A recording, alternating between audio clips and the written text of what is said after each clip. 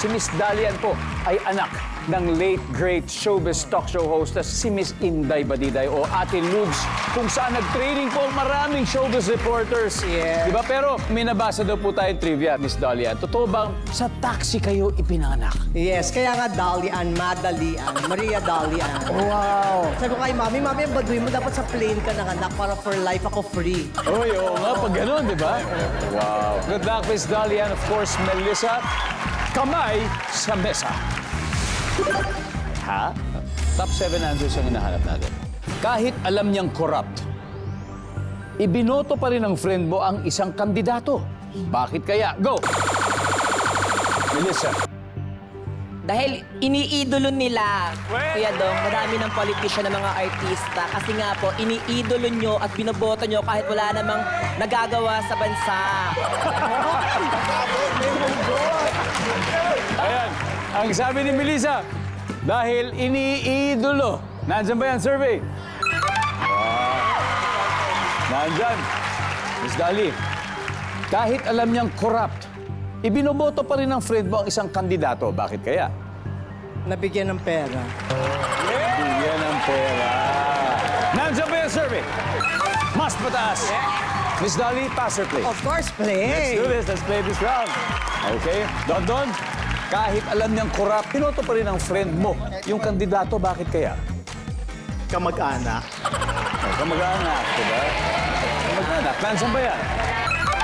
Oh, nandun nga. Ray, kahit alam niyang corrupt, binoto pa rin ng friend mo yung kandidato. Bakit kaya?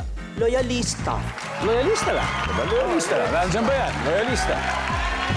Hoy, Tita Aster, kahit alam niyang corrupt, ibinoto pa rin ng kaibigan niyo yung kandidato. Bakit kaya? Para magkaposisyon o trabaho. Oh, may pabor. Hihingi ng pabor. Nandiyan ba yan? Hoy, huddle na. Players, huddle na. Miss Dali, kahit alam niyang corrupt, binoto pa rin ng friend mo ang isang kandidato. Bakit kaya? Influence ng church, parang may grupo sila. Black voting. Parang ganun. Nandiyan ba ang black voting? Hoy. Alin. The Slayers. RG, bakit kaya? Dahil sa mga fake news. Lantis. Dahil mayaman. Mayaman. Okay. Melissa. Political dynasty. Political dynasty, again, kahit alam niyang corrupt, binoto pa rin ng friend mo ang isang kandidato. Bakit kaya, Aura? I agree with Melissa, political dynasty. Nakakasanayan na.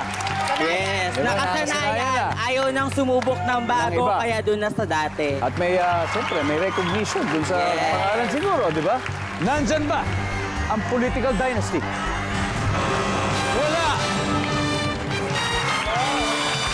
Patindi ng patindi ang laban, ha? O, to, Scoop Squad, meron na kayong 29 points. May 29 na. Slayers, may 61 pa rin kayo.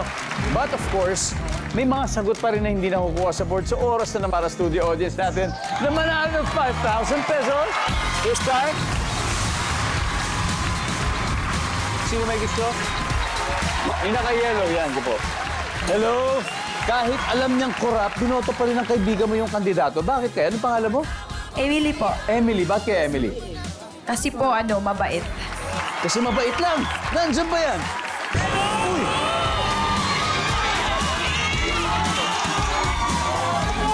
Ah. Ano pangalan mo? Elijah po. Elijah, kahit alam niyang corrupt, binoto pa rin ng kaibigan mo yung kandidato. Bakit kaya? Nadala po sa matatamis sa salita o sa ano po. Kasi magaling magsalita. Nauto sa salita. Doon tayo nayayari eh. Survey says...